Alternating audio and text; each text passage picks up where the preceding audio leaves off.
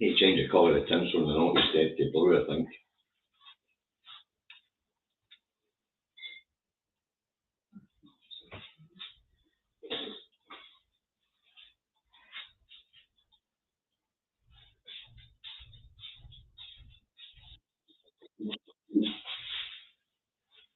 It makes so much noise, you.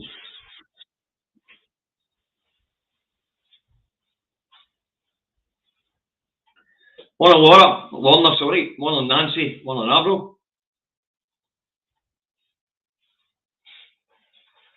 Morning Hugh, morning Sandra, morning Mr. E, morning Graham, morning Sean, morning Thomas, morning Peter, morning Rackies, morning Lenny. Just let a few of you get on board. Morning Avro, Fiona, Rosalind, Marty, Barbara, Andy, Avro, Margaret, Fiona, Walnut, Charlotte. Oh, healthy crowd gathering this morning. Morning Sean.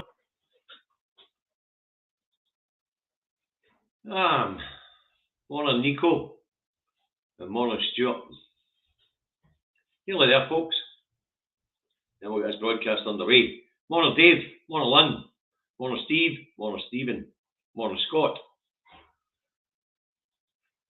Right, that seems to be enough of you on board, so let's get this. Oh, sorry, I need to say good morning to John, the van driving legend, still a driving god. All right, big man. Looking Christmassy, is it, Sandra? Very good. We're trying our best. Christmas Day special, so we need to tart the place up a wee bit, you know. Davey's boring off, it's just won't cut it for Christmas. Right, let's get this broadcast underway. This is the news of Roof at 22nd to 12th, 2020.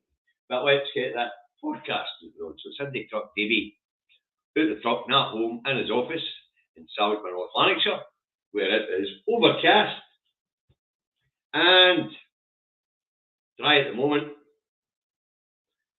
3 degrees. There you go. That's the forecast for Salisbury, North Lanarkshire. You want to know where where you are? Look at your rain bloody Monday. Alright. Thursday started with 2 main themes in the rags. Triple strike threat as nurses, midwives and paramedics knock back the Scottish Government's latest pay offer. Also delays to Gender Reform Act reform bill. Tories try every dirty tactic in the Tory book using standing orders in the Parliament to try and book the Gender Reform Act reform bill into the long grass. All right. Right, now, this, by the way, dirty tactic stuff being pulled by the Tories in the Chamber on Wednesday, that really got their presiding officers back up, and it nearly leads to Douglas Ross getting his bahookie booted out the Chamber. It was not very edifying. It wasn't very good to watch, to be honest with you. I mean, the Parliament has cross-party support right through the Parliament, but the Tories, they just weren't wearing it. All right, moving on. Thursday started with threats from that Westminster may step in to challenge Scotland's Gender Reform Act reform bill if it passes in Holyrood. Another constitutional clash. They're not too bright, the unions, are they? Right. The challenge will be on equality law. The question, of course, has already been sorted out in the Scottish courts. This bill's been challenged many times in the courts, folks, especially where equality is couldn't. In fact, the session where they were looking at equalities in the Gender Reform Act, a reform bill, it was batted back and forth between the courts a few times until the courts were satisfied that the bill was written correctly and did conform to existing equalities legislation. Right? But this is Jackie Bailey's wheeze trying to claim at Disney meet equalities, the equalities law. Well, it does. So if Westminster want to waste money taking this one to Supreme Court, they're going to lose. Because the question's already been settled in the Scottish courts. The law's been written and with direction from the Scottish legal system. But, you know, they're not very bright down that road. It's another constitutional wrangle coming up. It's not as if the Tories actually care about gender reform, the Gender Reform Act. They don't. This is all about Union Jack waving and stoning on their necks and making sure that we are aware that our position and our legal system is second best to Westminster. But as we know, through the prorogation of Parliament and a couple of other things that have happened in the Supreme Court, the laws are equal. They have equal standing. This piece of legislation has been written correctly. But as I say, this is just thumb-thumping Union Jack waving crap. The Tories really don't care about gender reform. They really don't. They just care about disrupting the Parliament. Simple as that. So, they're also trying to paint Scotland a bit like Northern Ireland, where there's a lot of religious nutters that are unionists. Scotland's an old nation. We are a secular nation. We are a very modern nation now. Multicultural, multisexual. And the Gender Reform Act is popular, a reform bill is popular with the people. You might not be one of them, I might not be one of them, but we're also Democrats. The polling on this shows about 66% of people either don't care or don't mind the changes. Simple as that. And of course, I've just said it's got cross-party consensus in the Parliament. We'll get a wee bit more of that later in the report. Okay. Moving on. Thursday, health boards asked folk only to dial an ambulance in an absolute emergency as call levels are up 25% on the same period last year. The level of call-outs are up according to reports because of the cold snap, unusually high winter flu outbreak, and limited resources due to COVID backlogs. The Davy says, aye. All our immune systems are low because of a couple of years of masking up. All the colds and flus are back with a vengeance is because we haven't had them circulating in well, we've not been picking them up, they've been circulating, but we've not been picking them up over the last couple of years. Then the NHS is going to see huge problems, especially with respiratory health this winter. For example, the other Davy's got pneumonia at the moment.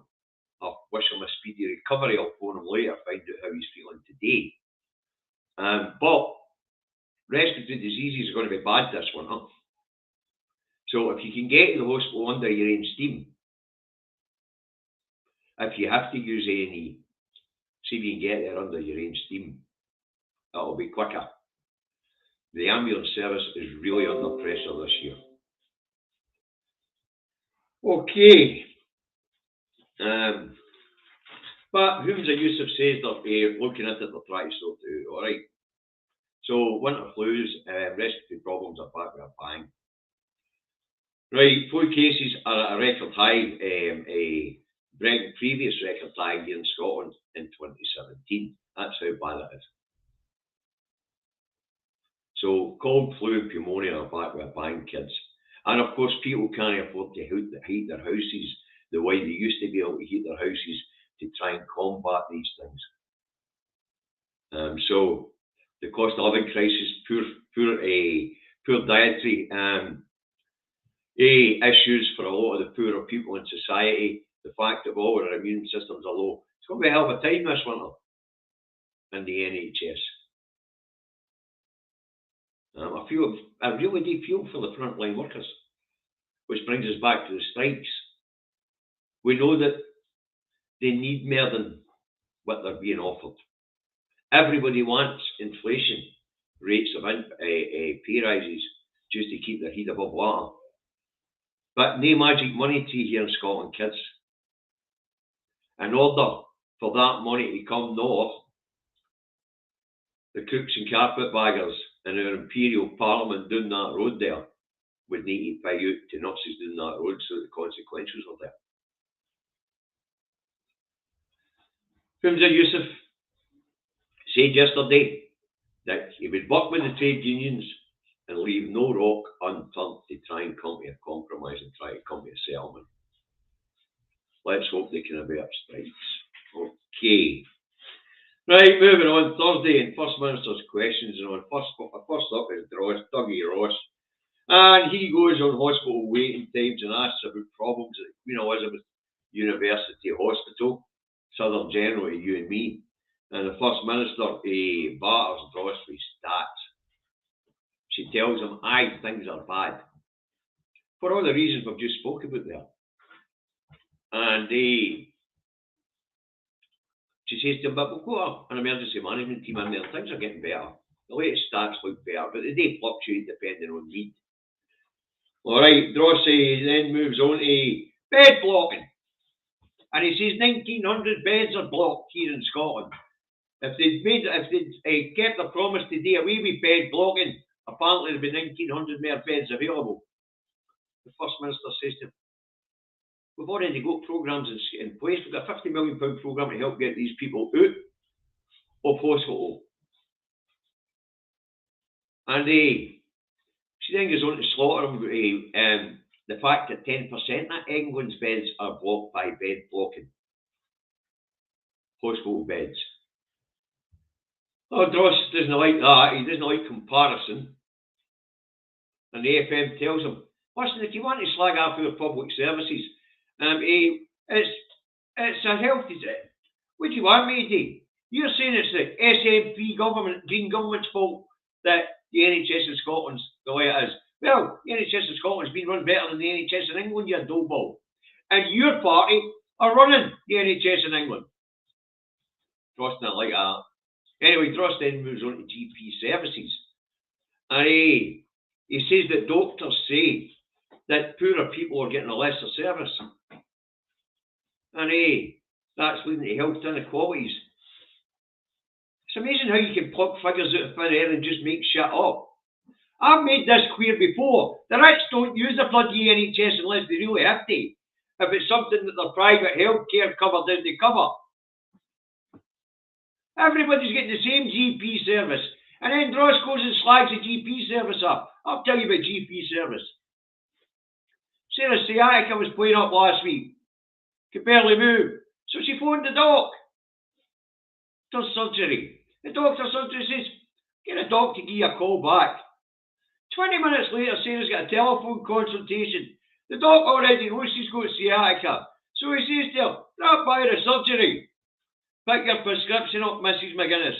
I'll be lying at the desk. Hey-ho. Within an hour and a half, I'm making the call to the GP service. Sarah's had a consultation and she's got the prescription waiting because it's a pre-diagnosed condition she's got. Wasn't that bloody complicated? Okay. So they're slagging everything up. They're poor public servants, doctors, nurses, we're I&E service, and we'll have even more, and then we'll move on to our mental health service in a minute. They'll get slapped. First Minister takes the piss with Dross and says, listen, we get the best one in public health service in these, on these islands now. Slap, shut up, here's the stats, get your bookie to the naughty step. Next up was Poverty Pie Sarwar. Poverty Pie went on CAMS, Children's Mental Health, Children and Adolescent Mental Health. He says it's a bloody shame. Talks about a wee guy called Charlie that's waited for couple of years to get his treatment. They always managed to haul out that land, didn't they? The First Minister batters him with stats and says the majority of people who are referred to CAMS get their first consultation within 10 weeks. Sarwar stones up and says, aye, first consultation, but after that they don't get any more. Davey finds that hard to believe. And then he goes on to say, waiting figures have been like this since before the pandemic, batters out 8,000 people refused services for CAMS. And what are you going to do about this horrendous situation? The First Minister says, we're already doing it. latest stats show that referrals to CAMS are down massively. And that's because the Scottish Government have invested in putting counsellors into schools and taking mental health services locally. Like there's somebody in neurosurgery that deals with mental health problems. And the local schools have got counsellors in them now. So that means kids don't need referred to CAMS. They can get seen at school. First Minister batters them with the stats. Sarwar's still no happy. But it isn't about the services itself, what we're seeing for Dross and Sarwar. They know their own sugary ground and everything else.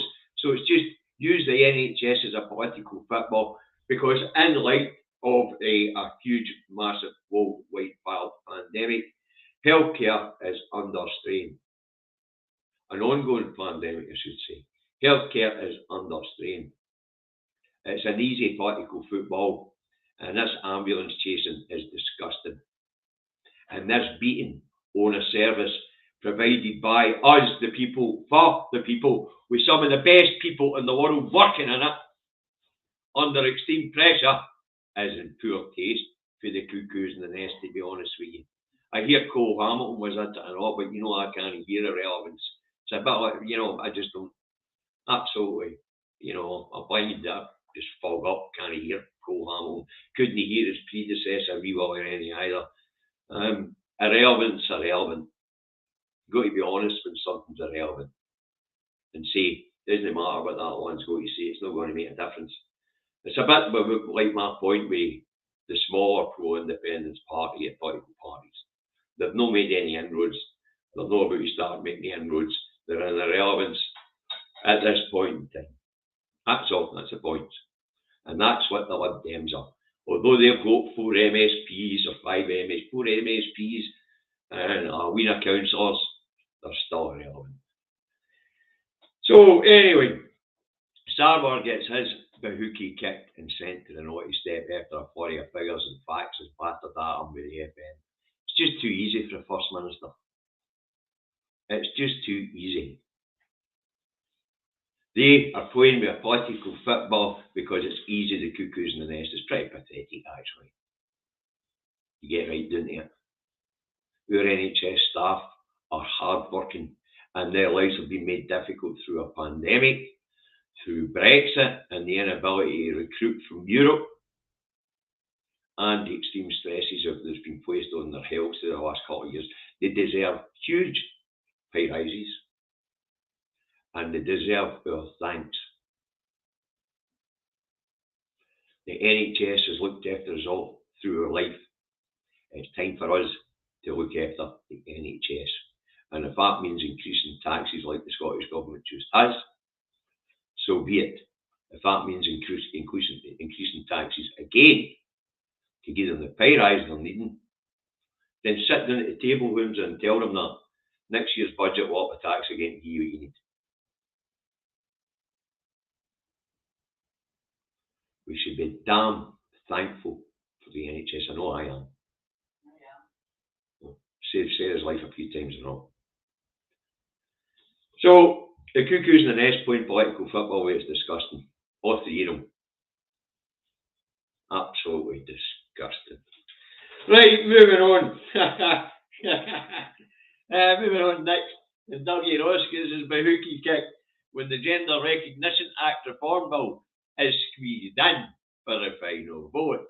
Isn't it? Absolutely. Dougie Ross tried his very best once again to disrupt proceedings. The Deputy Presiding Officer was having bloody none of it. He'd tell him, look, you sit down, Spanner. You got your answer yesterday, the vote goes ahead. Dross wasn't having an intervention after intervention. Eventually just ignored the bugger. And the MSPs had their vote. 86 to 39. A few abstentions. That's pretty well a majority of the Parliament, folks. When I talk about this gender reform bill being popular, it might not be popular to you or to me or anybody else, but across society it's popular. Across the Parliament it's popular. And to be honest with you, after the vote, Shona Robson, who proposed the bill, the Communities Minister. She then stands up and tells everybody what I've been in the Parliament, tells everybody what I've been telling you guys. And that is, there's 22 nations out there where this legislation is in place, and studies have shown it has made no impact on anybody's rights whatsoever, except for, no negative effect on anybody's rights whatsoever. And it's had a positive effect on those who want to change their gender. Now, as I say, this stuff's clear, right? But anybody that wants to identify themselves as anything, that's their decision. It really is. That is up to them. So it is. So the Gender Reform Bill makes it into law. Right, other things that were going on out there. Offshore workers have been stranded on platforms in Denmark since November to be home for Christmas. Now, this had to do with some sort of weather phenomenon called triggered lightning. And apparently,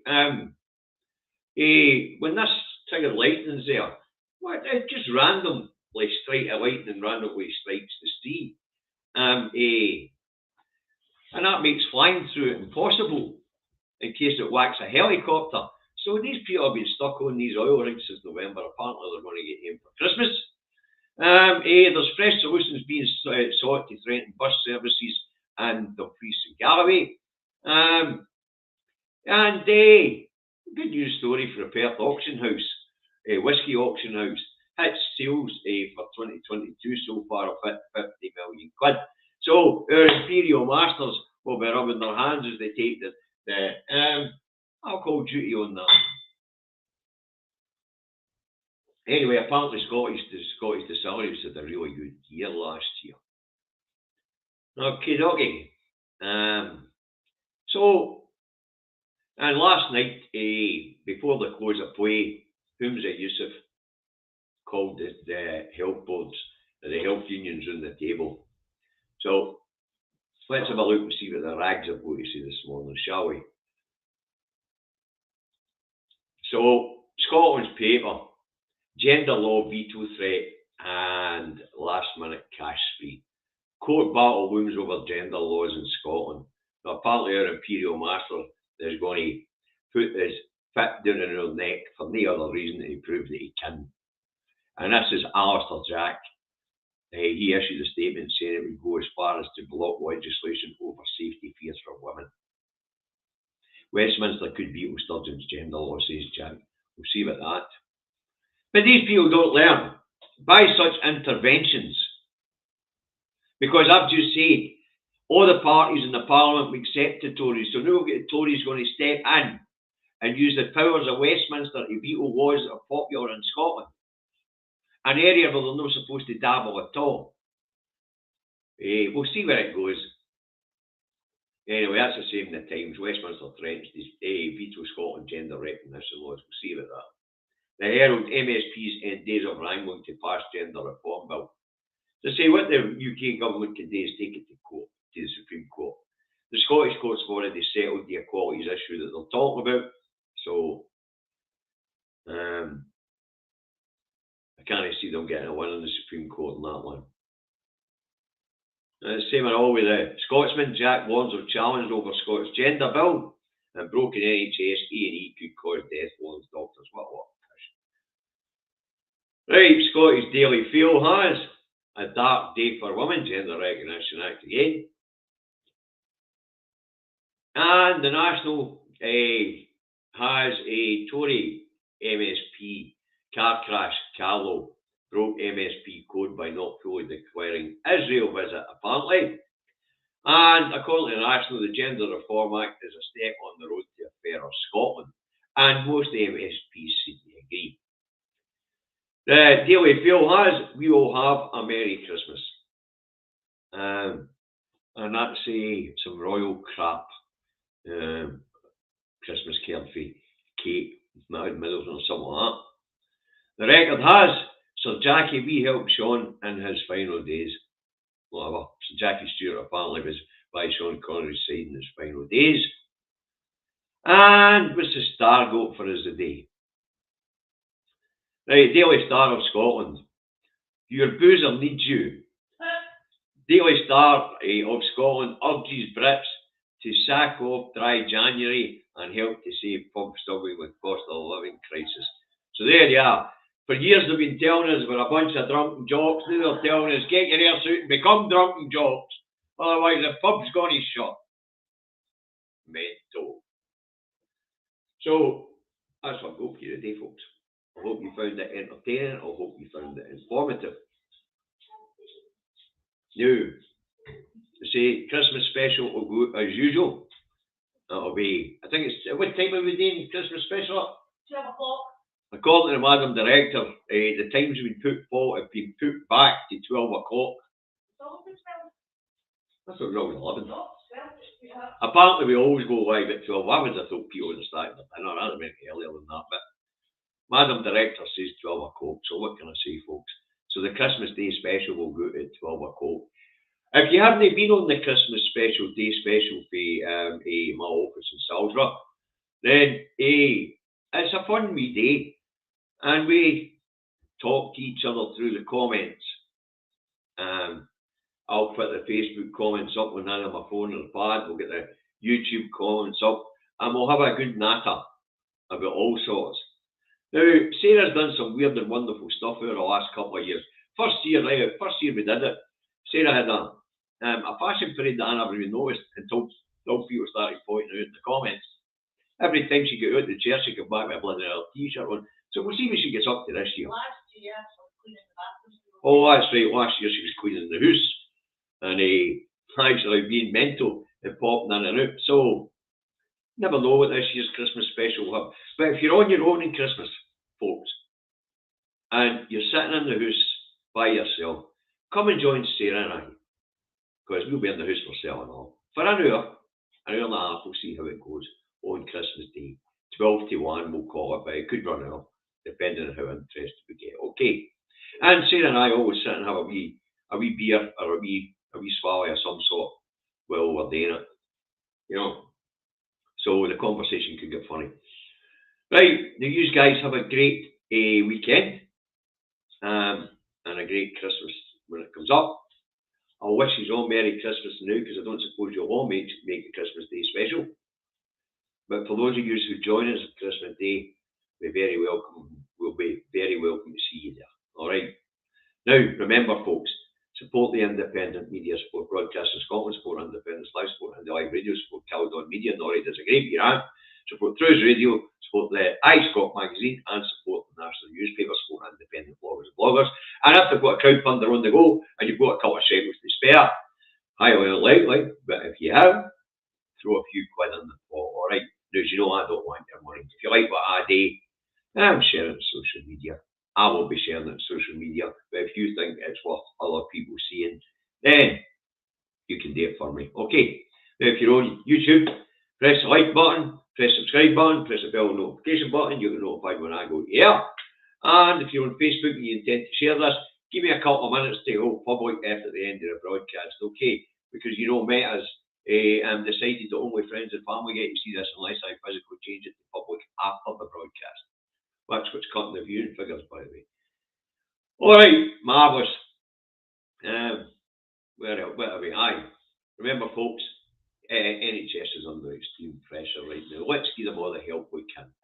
All right. So remember the last couple of bits of guidance. Clean your hands and surfaces regularly. Mask up when in closed public spaces. If you're feeling under the weather, mask up when you get out the house. Show a bit of social conscience. Look after your friends, family, and neighbours. All right. Now, see you on Sunday. Well, see some of you on Sunday for the Christmas special. Look after yourselves. Say bye, Sarah. Bye, Sarah. Bye, folks. Oh, eyes on the prize.